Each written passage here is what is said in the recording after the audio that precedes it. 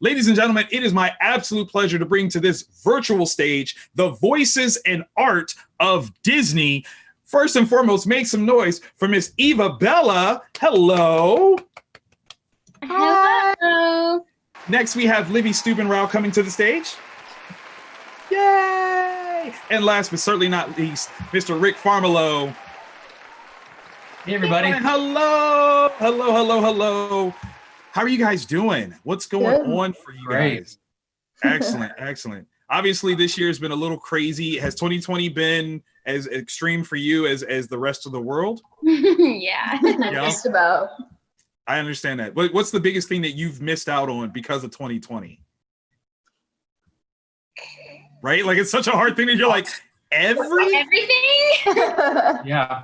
Just seeing friends and stuff. I mean, I'm able to work at home because I have a setup at home. I can still animate and stuff. Of course. But it's just tough not seeing friends. You know, we're all just So that's the tough thing. Absolutely. Now, I'm the new guy to this party. You guys all know each other, so this is going to be a lot of fun. Just out of curiosity, when did you guys actually meet? Was it for Frozen or something just totally Disney related? I know I met Eva at the premiere. Okay. Yeah. And I met both of them at a show we did. I don't even remember which one it was, but we've done a lot of conventions together. So that's awesome. Yeah, we're like family. That's super awesome. As always.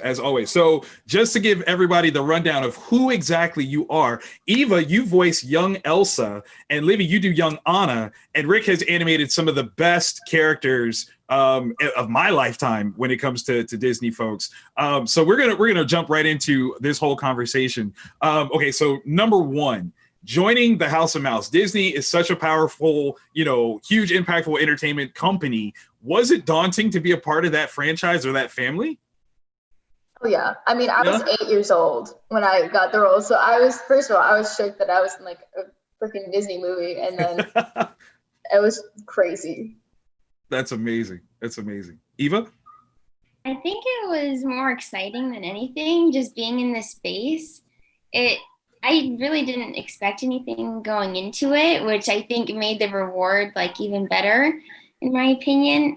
So just being there and being in this space, I think, was like the most rewarding part of it all. That's amazing. Rick, what about you? Well, for me, I mean, it was a lifelong dream to animate for Disney. So ever since I was like 9, I wanted to do it. So yeah, I started there when I forget how old I was. Certainly it wasn't 8, but it was, I was in my probably early 20s, and I started in 1982. I started at Disney. So it's a long time ago, but yeah, it was like a dream come true for me. But it's an illustrious time, though. I mean, literally one of the pieces that is a hallmark in my collection is The Little Mermaid, and I know you worked on that one. Yep. And for me, that kind of reignited the Disney princess genre and phenomenon. Yep. Were you a fan of the princesses before? Did you have a favorite? You talking to me? I'm asking you, Rick. Did you have a favorite princess? I was not like a princess fan necessarily. Okay. These are my favorite princesses right now. But before that, I was actually more into the comedy sort of characters like Jiminy Cricket. Okay. Characters like that. Lampwick. Who else can I think of? Mr. Smee. The classics. Just the growing up with those old classic Disney cartoons. Those are like my favorite characters. So when I started at Disney and started animating, those are the types of characters I would animate, was all the sidekicks, all the funny characters. So, but they kind of propel the story through. So that makes sense. Like, they're the ones that add that flavor, LeFou is definitely, he's amazing. LeFou and Scuttle and Abu were the main ones. Wilbur from Rescuers Down Under. Right. The thing good about doing the sidekicks was I could sort of come up with some of my own stuff. Once in a while, I could embellish what was already written or storyboarded. I could come up with a different idea maybe. And because he was a sidekick and he's only in there for comedy's sake, there was a lot more freedom to come up with gags and sort of, try to, like I said, embellish the characters and stuff. Now, if I had a main character like the Frozen characters, or Ariel, or Gaston, I mean, they're specifically written in a particular way that there's not a lot of leeway to to add or subtract for them. So the sidekicks were fun for me because of that. That's awesome. That's awesome. Eva and Livvy, you guys voiced two of the newer princesses added to the Pantheon. Who were they your favorites, from Jump, or did you have previous favorites and maybe now have been replaced? You can like yours better now. I think that's fair. My favorite has always been, I think honestly still is Rapunzel, because I've always I feel like I'm very much like her, and she's just my favorite. I love you say that and you play with your hair. Like, that is so perfect. That's such a What about you, Eva?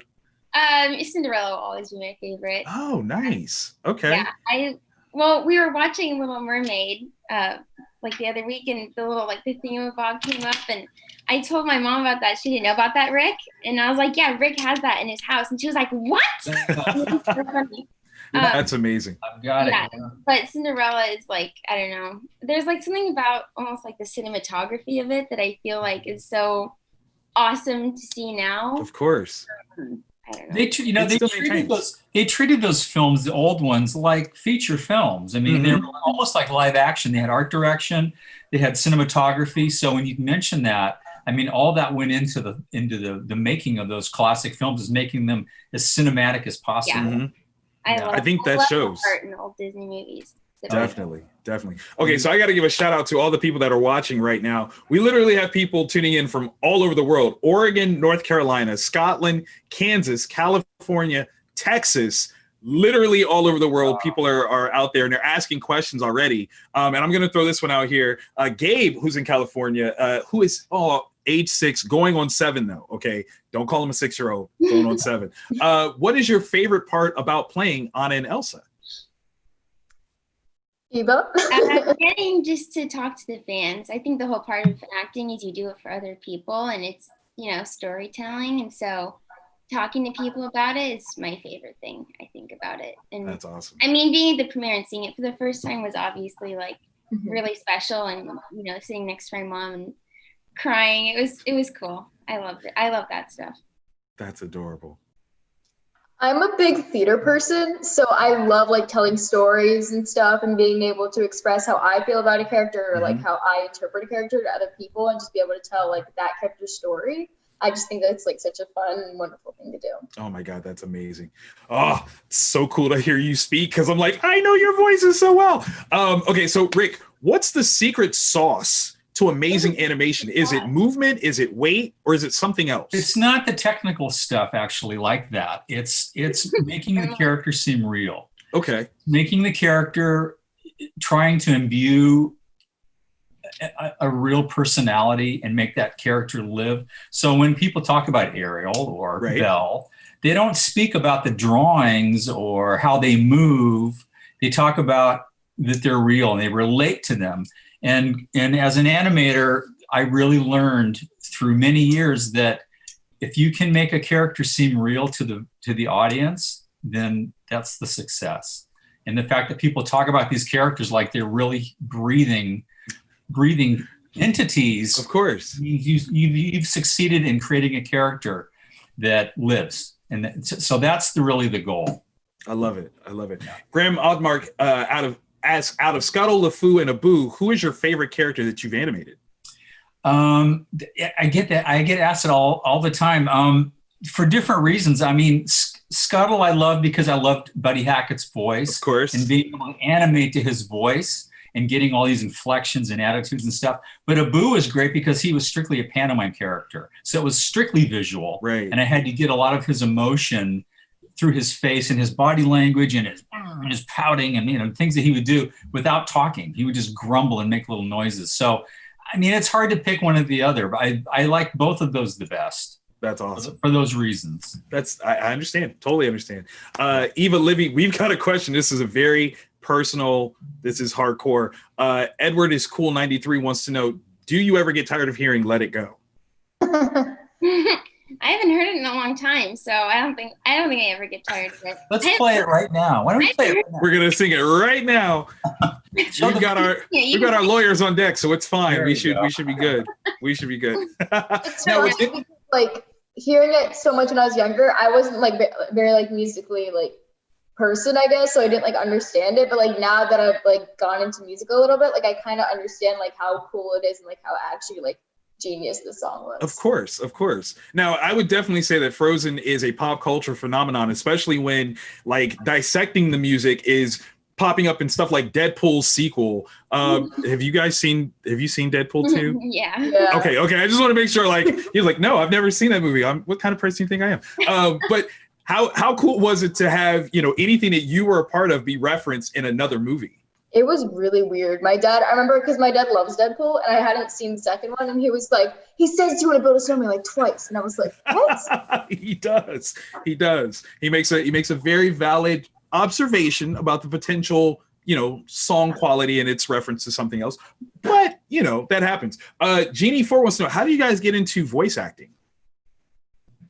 I got a voice over audition, and it was to dub for a Spanish movie, and it was my first voiceover audition, and I booked it, and then I just kept going from there. But with Frozen, I started out doing scratch work for it, which is when they're writing and they just want to get an idea for how the words sound and things like that. So that's how I got involved with Frozen. That's cool. Frozen was my first voiceover audition, so that was really new for me. Funny thing, one of the main reasons that I got it is because at the time, my parents didn't know this. It was blatantly obvious. But they didn't know that I couldn't say my R's correctly. Like every single R was a W. So they thought that was cute and memorable or whatever. So that was like a big reason why I got the role, because they thought I was cute because I couldn't speak. I remember when I asked who was going to play young Anna, and Jennifer Lee, the director, she's like, oh, we found this super cute girl, and she like has this thing with like her W's and her R's, and it's just super cute. That's adorable. That was the first time I ever heard about Livvy. That was the first thing that he told me. Those secret sauce things, man. Those are the things. So little kids, if you don't do your R's correctly, you never know there's a career in that. So don't lose it. Only for a period of time. You can't do it into adulthood. That's true. That's very true. That's very true. Rick, so Dylan O'Neill wants to know, they love the classic movie monster bedsheet that you got, the comfort that you got. And they want to know, are you a big Universal horror fan? I'm a huge Universal horror fan. Huge. That's awesome. I mean, seriously, I have a lot of the movies on 16 millimeter, the full features. I have some of the posters. Since I was really little, like 5 years old, I was into the Universal monster movies. That's awesome. Who was your favorite? Dracula, Invisible Man? Well, the Invisible Man's kind of almost not a really monster. He only shows up when he wants to. Also true. I think I like the Wolfman the best. Nice. Because he's two different people. He's a human guy and he's a monster. And I like the conflict of the two things. I love it. I was always a Creature of the Black Lagoon guy. Oh, me too. I met the guy who played the creature from the Black Lagoon, Ben Chapman. He's the great. I mean, he passed away, but he was yes. He was the greatest guy. Oh my God! I'm sorry, I just kind of geeked out just a little bit. That was let me bring it back. Professional. With my kids, and he was a wonderful. Wow! Oh my God, that's brilliant. Okay, so Eva, Livvy, when did you know that Frozen was as crazy of a phenomenon as it's become? Probably when I saw toys, like in Target. Yeah. Because you like grow up buying like Barbies, and you go through the aisles and see all that stuff. So that was probably one of the things, I think. And then like everybody was talking about it when it came out. Like, I mean, we knew it was gonna be pretty good, but like we didn't know it was gonna like blow up. And we were like, everywhere. When you start seeing like The Little Mermaid, that was the first film that became a pop culture thing. When you start seeing little kids on the street with backpacks and things like that with The Little Mermaid on, then you realize it's beyond an animation fan audience. It's like now it's pop culture. Like everybody knows about it and is celebrating it. Absolutely. So that's kind of when you really know it's really reached a lot of people. I'm just saying, I will start a party off by singing Under the Sea right now. So that's, that song pops. Scuttle's singing actually on Kiss the Girl is one of my favorites. I did all of him in that sequence. Oh my God. That was incredible. Clears his throat and yes. moves around the tree and all that silly stuff. That's just making stuff up, Oh my God. That's got to be incredible to actually, because I'm sure there's some physical acting that you do in order to master and nail the animation. Are you playing around in the mirror a lot when you do those things? I mean, to get expressions and stuff, I'll look in the mirror to get facial expressions, but sometimes if it's a full body thing, I might have a full length mirror. I like to look at myself in the mirror anyway, so it's but yeah, you get your body attitude and how it looks, and sometimes, but a lot of times it's just drawing and just coming up with funny looking drawings.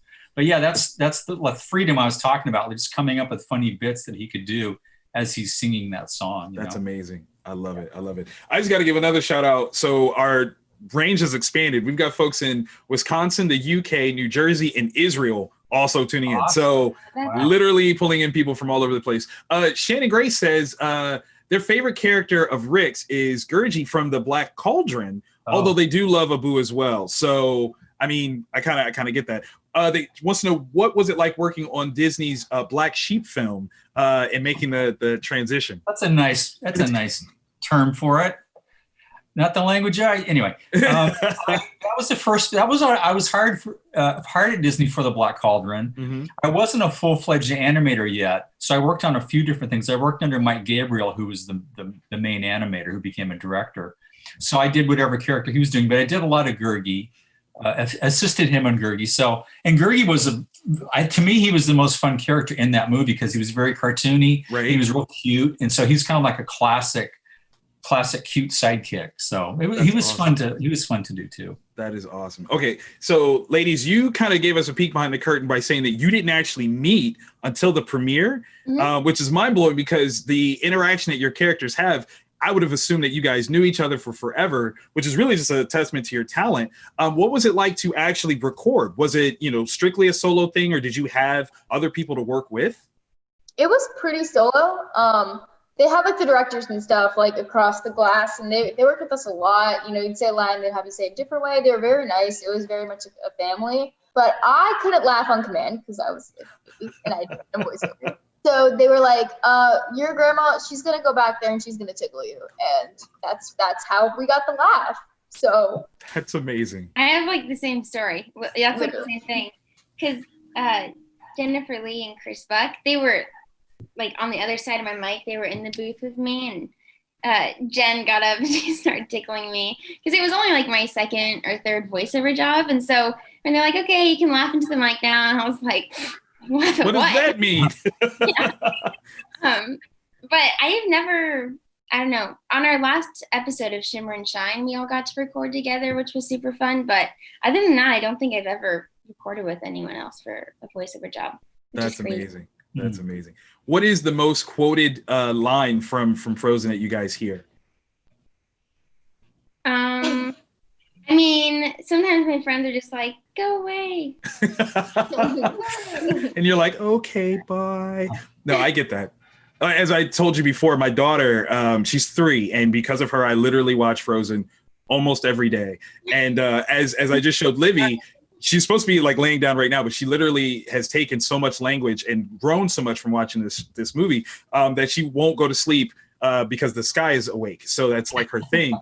So when you hear things like that, does that like kind of like warm your heart to know that you impact people almost generationally? I mean, because like I said, she's 3 now, and this will be something that she will show, presumably her children, and they might say the same thing to her, which I'll laugh. It's so cute. I hear you on a bit of Stubenrauch all the time. And actually, the other day, I was in class and something, I don't know, and somebody just goes, Livvy, let it go. And I was like, all right. Oh, yeah. Like, whenever I'm upset about something, they're just like, just let it go, Eva. And you're like, Like, you just made me more mad. Now, yeah, being young actresses, how is that, dealing with the stress, the strain even of being, particularly, famous or a celebrity, but still trying to maintain a sense of a normal life? Is that difficult? I still live in Ohio. Hey, so, shout out to Ohio. I go to public school. I'm in Ohio. It's pretty chill. For like a minute in like middle school, it was kind of, or like in like 3rd grade, I had like a little posse. But now everybody's really chill about it. And all like the like every once in a while I'll get a question like, "You're that one kid that was in a movie, right?" I'm like, "Yeah." I was like, yeah, I was. Have you ever had like the school bust out Frozen for like an in-school movie thing, and you're just like, I'm not watching this? I've had a teacher show in Spanish one. She showed Let It Go in Spanish. That's amazing. That's amazing. What about you, Eva? Anything like that? I mean, Liv and I both go to normal school. So we still, like, we don't homeschool or like anything like that, you know. So we have lives outside of, you know, acting. Acting is taking in from your normal life, you know, Right. those experiences. So that's something that's really important to both of us, I think. That's awesome. I love that balance. That's so perfect. Rick, Jeannie4 wants to know, early in your art career, who were some of your favorite animators? My favorite animators, let's see.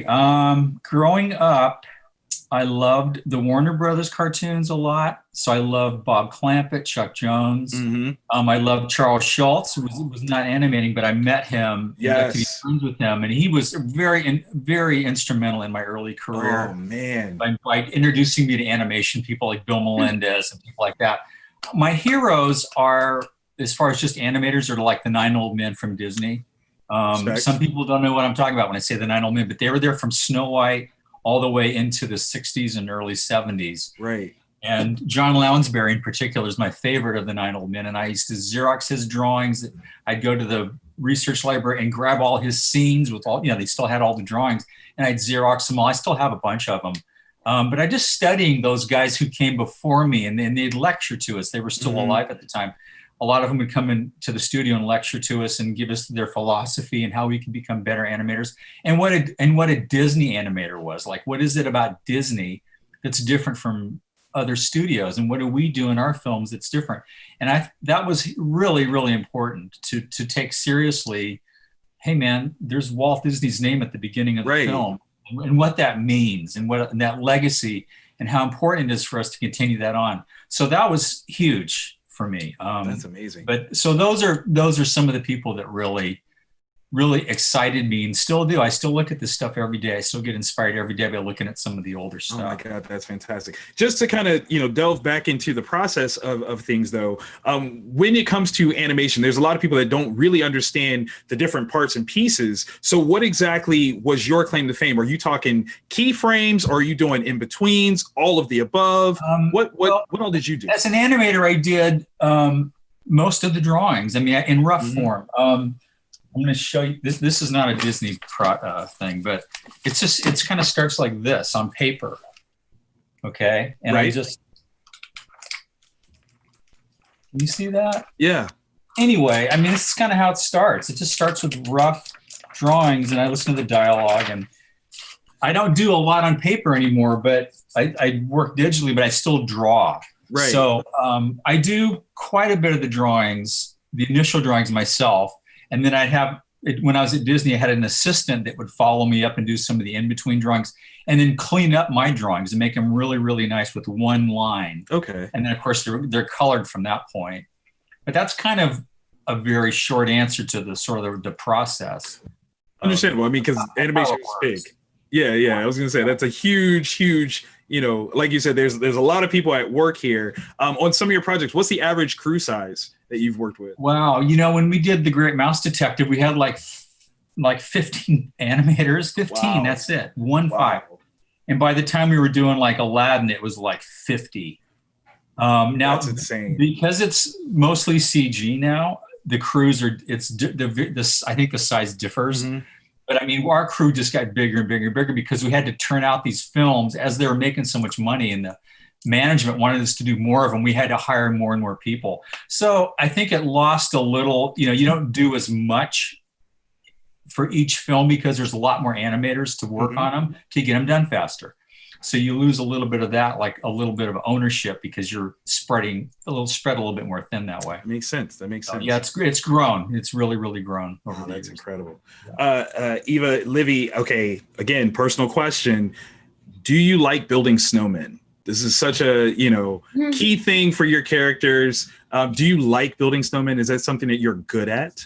I don't think I've ever had like a genuinely successful one because we What? have the really powdery snow here all the time. That is true. That is true. You can't do anything with it. What about you, Eva? Do you get to build snowmen? Hey, we live in LA. We don't have snow. Yeah, I was gonna say. But I'm from Nebraska, so I was born in Nebraska, and I lived in Indiana for 6 years. So yes, I have built my snowman. Do people sing that song to you guys at all? But A little bit. I don't get too much of that. No, you don't get that too much. Wow, that's so crazy. Because again, as part of the opener to Frozen, it's one of the first songs that we hear, and it really kind of illustrates, you guys showcase. But is that you singing? Elsa doesn't sing, so yeah. No singing. Would you be open to it now? Would I sing now? Yeah. Would you do it now? No. I mean, like not right now, but like as a career piece, if you had to sing for a role, would you do that? I mean, we had to sing for Shimmer and Shine for dolls and stuff. So, Right. I mean, I have. So I love sure. that. I love that. Now, obviously, doing voice work is a very dedicated form of acting. How much does it differ from doing live action or theatrical stuff? It's definitely really different. Like you're a little bit like there's nobody else in there with you. It's very chill. Nobody can see you. And you're just kind of like going over the lines, keep on going. And you can have the script right in front of you where like theater, if you mess up, it's over. You got to improv your way out of it. Keep going. That's amazing. Yeah. I mean, you get to wear slippers. I've done that for, Shimmer stuff. We had to do it was like a birthday message thing for the Nick Jr. website. And so I had like a 8-hour session of just like saying, I said like 20,000 names in my Shimmer voice. Oh. So I wore slippers the second day, and I never sit down when I do voiceover, but I'm like, I'm going to sit down this time. So that's one of the differences, but it's still the same like process for the character. Kind of build and focus and see what it is. Now, obviously, you guys were rather young when you got into the Frozen side of things. So how much of the understanding of building character was yours versus the direction that they were trying to kind of push you in? I feel like what I built the character on was just kind of me because at the time I didn't have like methods of like acting and like building a character. I was just kind of saying things and just being myself, and they would just kind of like add on to that. So it was just very much like the innocent, small, like high-pitched voice. With the rolled R's. I got it. That's fantastic. That's fantastic. Yeah, Same thing for you, Eva? Yeah, I agree. When I did it, I was like 9, 10, and so I didn't have like a process really. It was just what I thought it was, and it's not like you just like say it, but you kind of do in a way. It's not like you just say it like flat and that's what it is. Right. There's a little bit more, but it's not like I had to do like anything fancy or crazy. It was a lot of just bringing myself to it. Okay. No, that's cool. Hannah Brill wants to know, have you been to the parks, and what's it like to see the scenes and characters come to life in the theme parks? I guess that could go for everybody. So whoever wants to jump in first on that one. Have you been to Disney World or Land? I can only remember when I went to Disneyland when Aladdin came out. They did have, because my characters were always the sidekick secondary, right? So they didn't have an Abu running around the park. That would have been amazing. That would have been cool, but they did have a parade. I also animated the elephant. When Abu turns into the elephant, I also did all that. Right. So I got to see the elephant in the parade. Like it had this gigantic Abu elephant, and whenever they have the parades, I'd go the other direction because I just wanted to go on their rides and I didn't want to stop. I hated when they block everything off and you can't walk because they have the parade. So I'm like, the parade. So I was kind of waiting in line for a ride, and the parade came by, and there was the elephant, and I just flipped out like a little kid, like, oh my God, there's it. And here I am, like, however old I was at the time, just acting like a little kid. But that's the only thing I can remember where there was actually one of my characters at the park. Amazing. That's the magic of Disney, though. So I totally co-sign that. Ladies, have you been to the parks and been able to see, live action iterations of Anna or Elsa? It's really, like, I've seen a little bit. I mean, the lines are always very long for the Yes, they are. But whenever I do see them, it's really interesting and just weird, like, and they always have like different costumes. I love like the different costumes. I think that's so interesting. But yeah, and I've never been on like the ride. I've just seen videos of it, and every time it's like a surreal experience. But no, I've never been on the Frozen ride. Wow, we got to change that. Okay, like we need like VIP access. Shut it down. The princesses want to get on the ride. Like, make that happen. Wait, Eva, have you done Frozen ride? Yeah, Disney World. It's like a little boat. I didn't know that. Oh, yep. Okay, everybody, tweet this out right now. We need VIP access. Shut the park down. The princesses are coming. We're out of the loop. Yeah. No, that's kind of cool. Okay, so when it comes to the bigger world of Disney and like the little Easter eggs and things like that, how fun is it to see anything like that? I mean, obviously, Livvy, as you said, Rapunzel is one of your favorites, and she actually shows up. So that's got to be something kind of amazing, yeah? Yeah, for sure. It's really cool. That's awesome. Did you follow any of the conspiracy theories about the whole connection of Anna and Elsa's parents? 100%. Which one do you think is more accurate? What's the right answer? I've seen the Tarzan one where like Tarzan's like their little brother and their ship crashed and all that, but I think that's been disproven by Frozen 2. I think it did. Yeah, Frozen 2 definitely. That got disproven. Yeah. But I love like the theory that like they're cousins with Rapunzel. I love that one because obviously I love Rapunzel. But that's awesome. Eva, are you up on the conspiracy theories of how they're all interconnected? No, I'm not. Listen, that's a rabbit hole. Stay out of it. It can capture you on YouTube for hours. Trust. But Rick, you also had moments where different characters popped up. Sebastian pops up in Aladdin when they're getting ready to turn Aladdin into a prince. Did you have any sort of feelings about that, being that you worked on The Little Mermaid? Oh, I thought it was cool. I love when we do these we would do this all the time. I'd put my kids in some scenes, like in the That's amazing. These little inside jokes. We'd put each characters of each other. Like if you look on the opening of Little Mermaid on the pirate ship, there's a whole bunch of us. I'm not on there, but a bunch of us put our caricatures of the shipmates. That's amazing. We love the inside joke kind of stuff. It's just fun for us to do, just to see if anybody notices. Oh my God, yes, people notice, obviously. All the time, yeah. Katbergen wants to know, do you ever miss the old animation style? Very 2D, paper oriented? Yeah, I mean, I do. I still think you can get on paper a lot more accurate a depiction of what you want to do. It's like perfect. You can do it exactly the way you want. Digital, it's a little trickier, right? But I like to work digitally too. As long as I'm drawing, and I'm still drawing, I just love to animate. I love to make things move and make them come to life. I mean, it's still just either a blank screen or a blank piece of paper and me. And I've either got a pencil or a keyboard and a mouse. Or a stylus. Okay, I was gonna say, if you're doing this stuff with a mouse, sir. No, a mouse is that's CGI, which I don't do. But yeah, I have a stylus and a drawing. It's a white piece of it's just like a piece of paper. Right. So the idea, it's exciting to start with nothing and then build something and create something and make something come to life. I mean, my God, that's amazing. That's the biggest thrill in the world. Of course.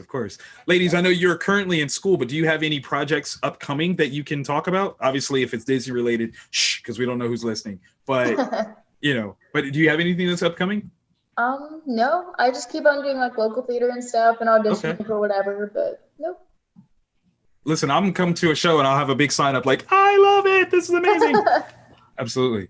Yeah. Oh my gosh, I'll go with you. That'd be so funny. Yes. Eva, do you have any projects upcoming? I don't know. COVID's just got things a little bit upside down right now. Things are getting a little bit back to normal. So I can't really say too much, but I got you. But like, I don't know. Things are a little just confused right now. I can totally understand. Hopefully, as things are moving back into production, at least voice acting work will offer you some cool opportunities if you can safely do so. Rick, do you have any upcoming projects that you can share? Well, I spent about the last year animating on DuckTales, the new version of DuckTales. Yes. So I just finished on that. I'm also working on a Henry Selick, who directed Nightmare Before Christmas. He's got a stop motion feature called Wenzel and Wild. Oh, that's I'm amazing. doing 2D facial animation that they're using for the puppets. I'm working on that. also work and starting to animate on Green Eggs and Ham for Warner Brothers. That's awesome. And I've got 2 or 3 other things, in the process of happening. I've also got my wife Christy and I do this panel cartoon called Full Moon Cartoons, where we live in this monster town. It's on Facebook and it's on Instagram, and we try to put out a new one every week. It's a little bit more difficult now because I'm working so much. Right. But anyway, if you want to check it out, it's Full Moon Cartoons, and again, you can find it on Instagram or Facebook. We've done like 120 different cartoons. That's amazing. So I'm constantly happily working. So oh my God, I love it. I'm gonna subscribe as soon as we're off here, because I need that more in my life. Anyway, that creativity is perfect. Okay, so when it comes to things that you're aiming to do or you want to do in the grand scheme of things, where do you want your celebrity to go? Where is your shine gonna go? Eva, we'll start with you. What is one of the things that you hope that you get to do in your career as an actress?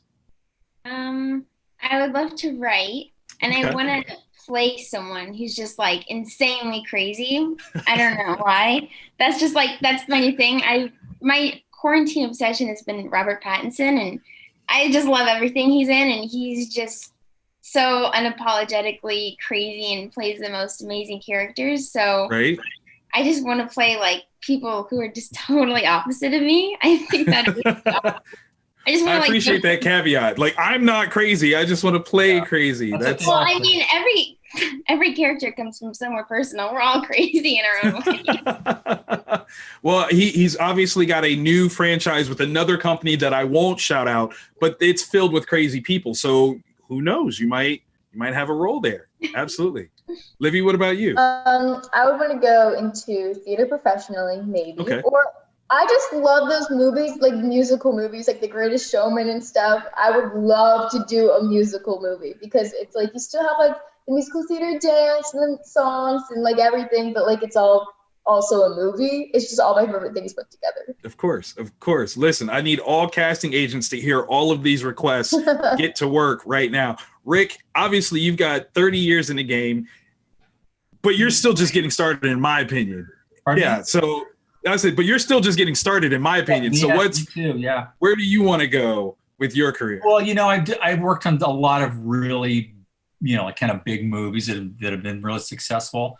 I just want to keep doing this. I mean, I know that's not probably all that interesting, but as long as I can just keep helping to create characters that are really funny and people respond to, I'm an entertainer, with a pencil or a stylus. Of course. And if I can do characters that people really like and they laugh at and they have some affection for, then that's all I can ask. I mean, as long as I can just keep doing this and being challenged to come up with great stuff, that's all I can ask. And I'm really grateful to have that. That's amazing. I love it. One of the last questions, Oliver Sager. I want to work with these two also. Yes. I co-sign all of that. Sure. Okay. I'm not kidding about that. Let's make that happen. Yes. Oliver Sager wants to know, what is the greatest part of being a part of the Disney family?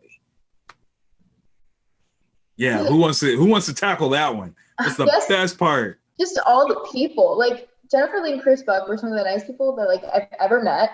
And going to the premiere and like having like them and their kids behind us and Chris and Belle like right next to us, like just meeting all these like super sweet celebrities, like it's such a surreal experience. And now Eva's like one of my best friends, so it's really cool. I love it. I know. That's I just FaceTimed Livvy like 2 days ago because I was procrastinating my homework.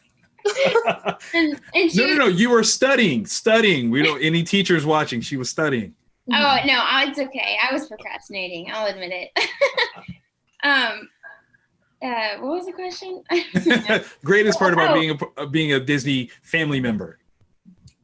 Just seeing little kids do it or like dress up like the characters. That's the best part. Talking about it, I think, is probably my favorite part. Talking about it with people and hearing the impact or how it's really been able to relate to people. I think that's all you can ask for, really. That's amazing.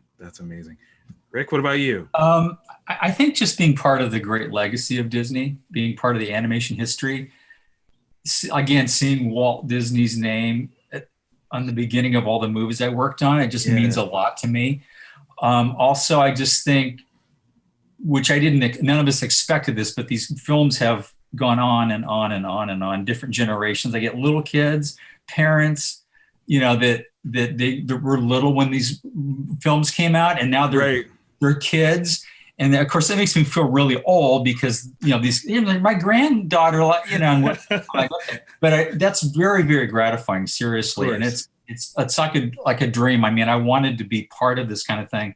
And I remember when I saw a really early screening of The Little Mermaid before, it was just all pencil tests. I remember walking out of the theater and thinking, God, this is exactly why I wanted to be an animator. That's awesome. This kind of feeling and this kind of film. This is exactly what I've always wanted to be part of. So I think being part of that legacy is what, and of course, all the friends I've made. I've made lifetime friends. We made all these films together. We were like a family, literally.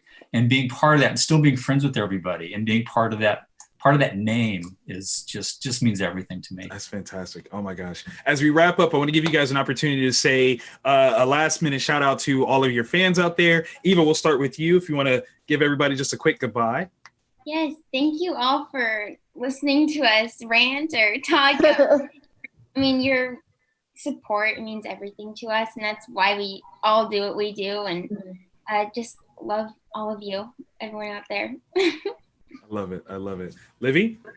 I'm a very big people person, so it's really cool to see that like people care about like what I've done. I don't know, it just feels so weird because I did it so long ago, and it's crazy to me that people still find it interesting to talk about and still love like I guess the industry that we're in, because I really love acting out of theater. So it's just awesome to like see people appreciate that.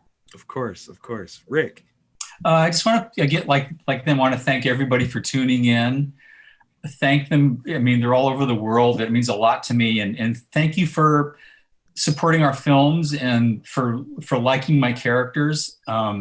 As artists, we're all really insecure. All of us, really insecure. We think we suck. And, but hearing a lot of feedback from people and a lot of these conventions that we do together, having these people come to my table or whatever, or online or whatever, and just telling me how much they love these movies and they love this particular character and they want me to draw it for them or whatever, that just means the world to me. So I really, really appreciate all this support from everybody. So I thank you all really seriously from my heart for this support and this interest in, making me feel so great. Absolutely. Rick, Eva, Livvy, thank you guys for sharing your time and talent with all of us. Thank you for creating a legacy that we can all be a part of and experience day after day, as I'm going to as soon as we get off of here, because I'm going to go watch this on Disney Plus. I know. To all the fans that are watching live now or watching later on Twitch, Facebook, and YouTube, check out those paid exclusive experiences like one-on-one private video chats, autographs, custom video recorded messages at wizardworldvirtual.com. I got to give a specific shout out. Rick, you've got some hand-drawn pieces that are going to be offered here. Sketches. I can do sketches of all my characters. Oh my God. You want, really. That's brilliant. Yeah. And even Livvy, you guys are signing Funko Pop pieces. Mm-hmm. So literally add to your collection right now by grabbing some of these pieces. You absolutely want this. Ladies and gentlemen, I'm Victor Dandridge, the hardest working man in comics, saying thank you to everyone tuning in. Thank you to Wizard World for bringing us all together, and much love to everyone here. You guys have a great time, and we'll see you on the next one. Thank you. Thanks, y'all. Hi, this is Aaron Ashmore, and you are watching Fandom Spotlight. Be sure to like, share, and subscribe like now. Oh, and have fun and follow your fandom.